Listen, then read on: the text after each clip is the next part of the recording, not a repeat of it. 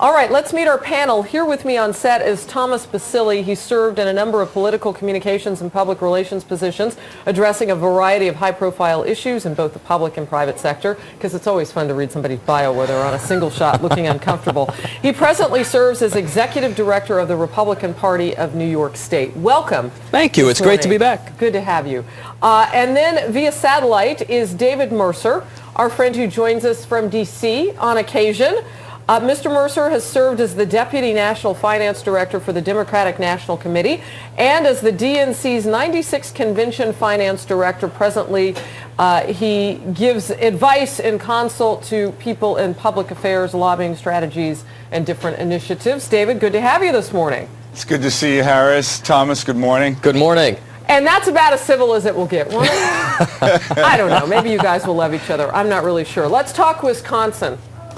The governor there, Governor Scott Walker, this morning, still at the symbolic epicenter of this budget battle that we're really seeing replicate across the country now in different ways, but people still up in arms with how are we going to pay for all the union workers' stuff? Where is the president on this? He was interjected quite vocally in the beginning, and now it's like a focus group has shut his door and taped it closed. David? I think he's letting Wisconsin, both the public employees and the governor and the legislators to work that out, although he did make the observation that it did look like it was an assault on unions, when in fact I would agree with that, and I think many of your viewers would, in the fact that the public employees have conceded to a lot of cuts, I think amounting to approximately 8% reduction in cuts, and that was the purpose in trying to cut the budget and having shared sacrifice, but yet he wants to hold still on collective bargaining, which is something that does nothing for the budget, and he has his concessions already. So why he's holding fast, we'd have to go to him to ask. Well, I just 2 points for you. One would be, I love the tie.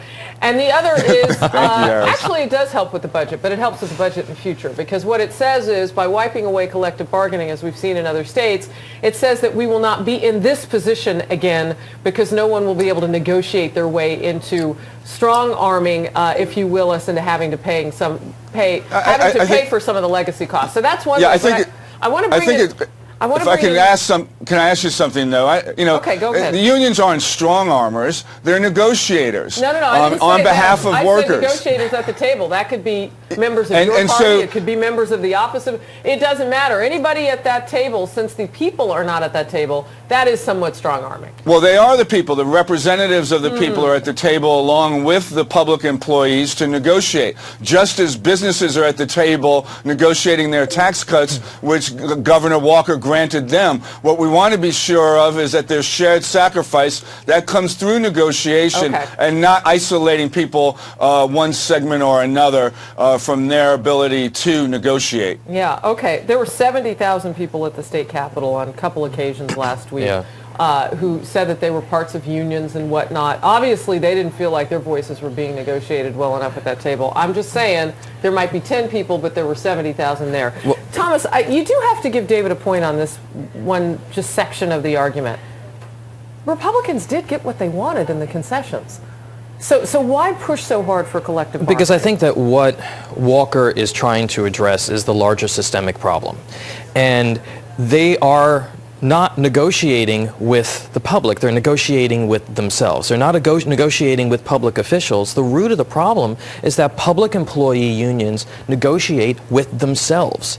They negotiate with Republicans and Democrats that over which they hold an extraordinary amount of political influence and political power. And when you look at the financial crisis that many states around the country are facing, these huge budget deficits, $3 trillion worth of unfunded pension liability, $1 trillion worth of health care liability that's unfunded, and these states on the verge of bankruptcy, it's because there's a systemic problem here, and that you have a class of people that have a disproportionate amount of influence over government spending, and collective bargaining, while is well-meaning, is now been used to to line the coffers of campaigns, influence politicians, and continue this downward spiral of spending that is bankrupting our country. Very interesting. Harris, now, if I may... Hold on 1 second, hold on Sure. one second, because I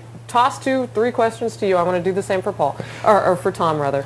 Executive Director of the Republican Party in New York State is on your bio. So obviously financial issues are something that you take.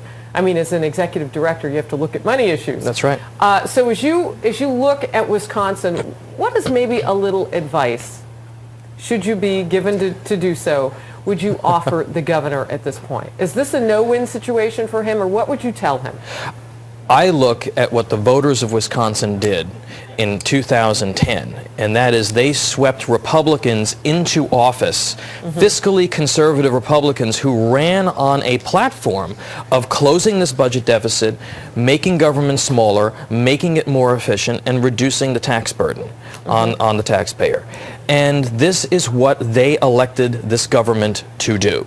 And I think, listen, I think it's important for the governor to encourage an ongoing dialogue with all sides of this, but he's trying to address a systemic problem, and that's going to be painful for the people who've benefited the most from the government's excess. Should he stick with it?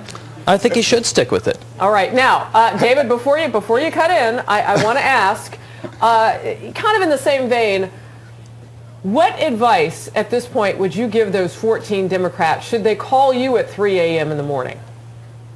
They're welcome to call me at 3 a.m. I think they're doing the right thing. And going to some of Thomas's points, first of all, if you take right-to-work states that don't have unions like North Carolina, that has a 30% deficit budget compared to Massachusetts, which is a union state that has a 10% budget shortfall. So, again, unions aren't the cause of this. Secondly, I would add that the corporations to which Governor Walker granted tax cuts, I'm sure they issued the threat that they'd leave the state unless he gave them what they wanted. Again, that has to be balanced with collective bargaining and the right to negotiate, so the burden doesn't fall on one or the other overwhelmingly to the exclusion of the other. And third, you're seeing in places like Ohio, here in New York State, we're going to lose. Ohio's going to lose 2 congressional seats next year. New York is going to lose 2 congressional seats next year. And that means that people are leaving. These businesses aren't just threatening to leave because they can't afford to work to do business here anymore. That's population. You're talking population for their reason for moving. But the population goes where the jobs are, my friend. I mean, that's what they do. They go where they can afford to live, work, and raise a family. Those are the most populous states. They're balancing with the South and warmer weather, retirement, being that we're in a baby. It's not just about warmer weather. It's about where you can get a job. I wonder if we're ever going to not call them baby boomers, because they haven't boomed out babies in centuries. Okay, Tarask 1 on our live chat writes, Harris, ask David why unions need enforcers. They don't have enforcers. They have members, and they have leadership, and leadership negotiates on behalf of the members and the public employees in the state or local or national unions. So there's not a matter of enforcers. And again, you had negotiation going. They conceded to an 8%, roughly an 8% cut. So it should be game over. Everybody come back to the Capitol in unison and move on with the budget. All right, now this is interesting. You guys were talking about businesses staying and going in certain areas. Tracy Petrisco writes, I'm in Ohio, and I will tell you, our industries and businesses have left in droves. And isn't that governor also dealing with the same issue? He is. You have to reduce the tax burden. You have to incentivize private enterprise. That's what's going to keep this country strong, not the growth and the size of government. The people are missing the point on this. It's not about breaking a union. It's not about not being able to have a union. It's about bringing the size and scope of government. It's about bringing the size and the scope of government back in line and pay and benefits back in line with folks who are in the private sector. You cannot build government on the backs of the private sector and expect innovation and job growth in the private sector. And you can't do that to the nurses and the people that are educating us or running into burning buildings to save lives either, Thomas.